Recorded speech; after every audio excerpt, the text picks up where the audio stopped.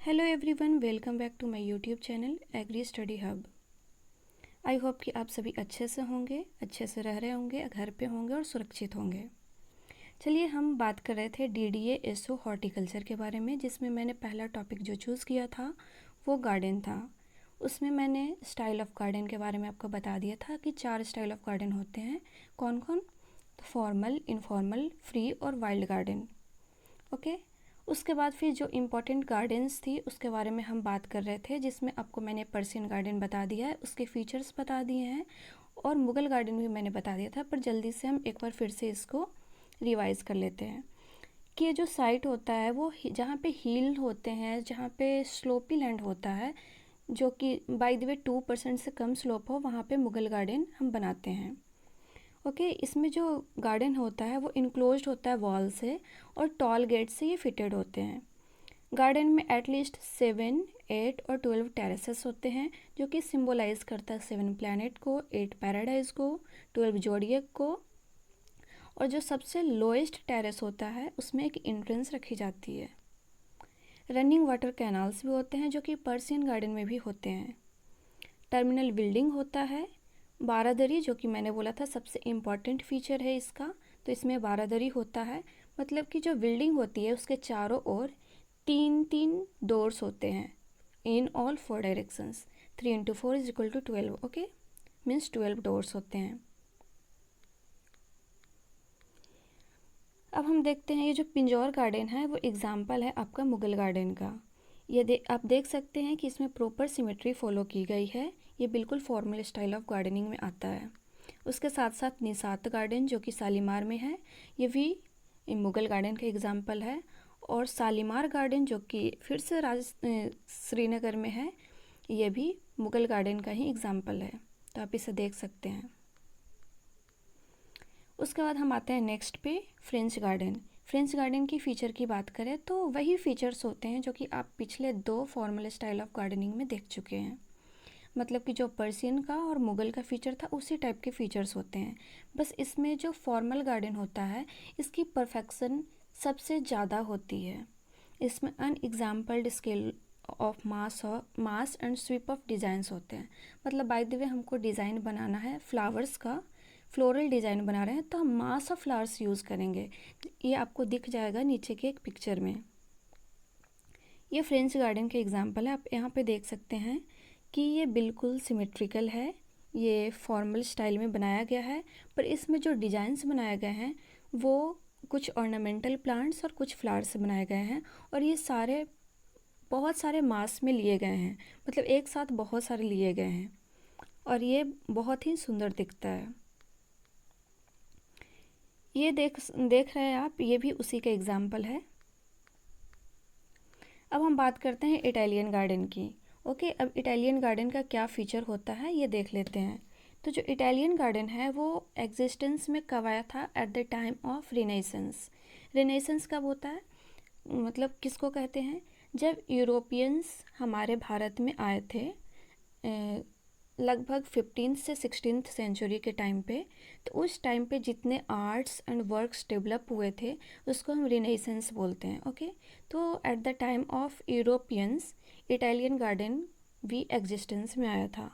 Okay, ये भी मुगल और पर्सियन गार्डन से ही रिजेंबल करता है, क्योंकि ये भी फॉर्मल स्टाइल ऑफ गार्डन है। इसमें हम fountains, sculptures, water canals, box और yew hedges, topiary, arbour, trellis and architecturally beautiful buildings का यूज करते हैं। अब इसमें यू हेजेस क्या होता है? तो yew hedge is a row of shrub और bushes forming a boundary to a field और गार्डन। मतलब किसी भी फील्ड या गार्डन का बाउंड्री बनाना होता है तो उसमें हम जो श्रब्स और बुशेस का यूज़ करते हैं रो में, उसको हम यू हेजेस बोलते हैं। ओके। ट्रेलिस, ट्रेलिस भी एक नया टर्म है। तो ट्रेलिस होता है, it is a light frame made up of thin pieces of wood that cross each other which is use to support climbing plant.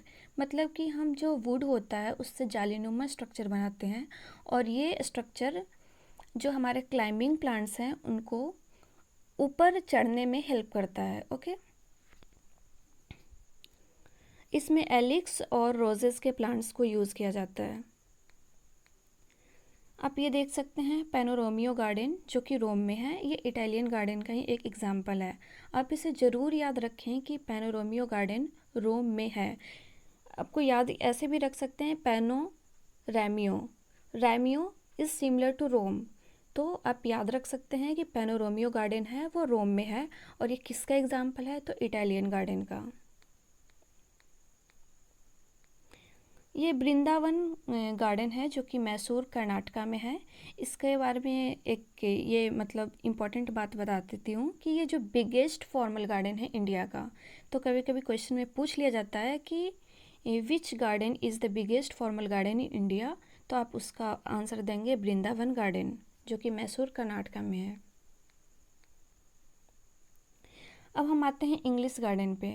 तो इंग्लिश गार्डन का इसेंशियल फीचर्स क्या होता है? तो लाइकवाइज जो इंग्लिश गार्डन है वो बस एक तरह से डिफरेंट है कि हमने इसके पहले जो पढ़ा था वो फॉर्मल स्टाइल ऑफ गार्डन में था।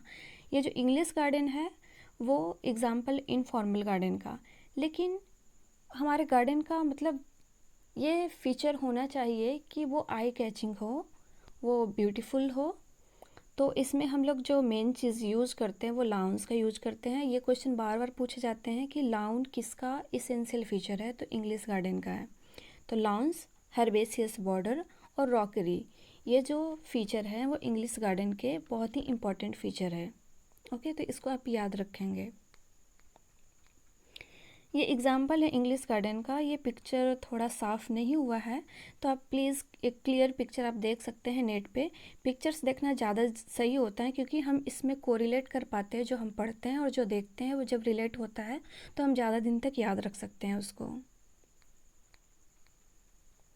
अब आते हैं हम जापानीज़ गार्डन पे। तो जापानीज़ गार्डन भी होता है, ये भी इनफॉर्मल गार्डन होता है। इनफॉर्मल गार्डन आपको याद होना चाहिए कि इसके क्या क्या फीचर्स थे।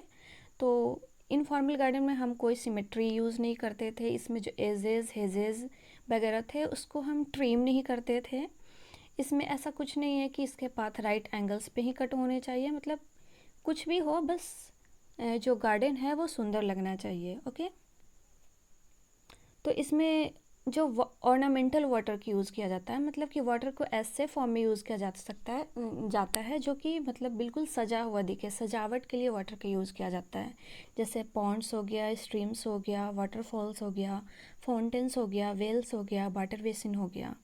आजकल तो फाउंटेन्स आप देखे होंगे कि कॉलेज के बाहर में भी या फिर बड़े बड़े लोगों के जो घर होते हैं उसके आगे भी फाउंटेन लगाया जाता है। ये इसमें आइलैंड्स भी बनाए जाते हैं, मतलब कि चारों तरफ वाटर है, बीच में कुछ ज़मीन दिख रही है, उसमें हम फ्लावर्स मतलब उगा दिए तो वो देखने में काफ़ी सुंदर लगता है। ब्रिजेस बनाए जाते हैं, स्टोन लैंटर्न का यूज़ किया जाता है, परगोला का यूज़ किया जाता है, फेंसेस एंड गेट्स का यूज़ किया जाता है, एंड प्लांट्स तो हैं ही, प्लांट्स का यूज़ भी किया जाता है। जो ओसाका गार्डन जापान में है वो जापानीज़ गार्डन का ही एग्जाम्पल है। ओके, तो ओसाका गार्डन कहाँ है? जापान में। आपको याद मतलब रखना है। ये तो वैसे याद ही हो जाएगा वैसे आपको। अब ये कुछ प्लांट्स हैं जो कि जापानीज़ गार्डन में यूज़ किए जाते हैं और इस पे कभी कभी क्वेश्चन पूछ लिए जाते हैं और आपको याद रखना ज़रूरी है। तो इसमें कुछ लिस्ट है एवरग्रीन प्लांट्स के, डिसीजुअस प्लांट के। डिसीडुअस प्लांट वो होते हैं जिनकी पत्ती एक बार साल में गिर जाती है। ओके, इसमें shrubs, climbers, annuals, herbaceous perennials and bulbous plants भी हैं। तो इसमें कुछ ऐसा समझाने जैसा है नहीं कि मैं आपको कुछ समझाऊं। बस इसका लिस्ट आप एक बार याद कर लें, एक बार देख लें कि किस में क्या आता है। ओके, तब तक अब मिलती हूँ मैं आपको तीसरे लेक्चर में। अगली बारी मैं आपके साथ कुछ ऑब्जेक्टिव क्वेश्चन जो कि गार्डन पे बेस्ड होगा उसके साथ आऊँगी, और कुछ ऐसे पॉइंट्स जो कि इसमें अनकवर्ड रह गए हों तो आपको क्वेश्चन के माध्यम से क्लियर हो जाएगा। तब तक के लिए घर पर रहें, सुरक्षित रहें, बीच बीच में हैंड वॉश करते रहें, बड़े बूढ़ों की सेवा करें, उनकी देखभाल करें और अपना पढ़ाई करते रहें। Thank you so much.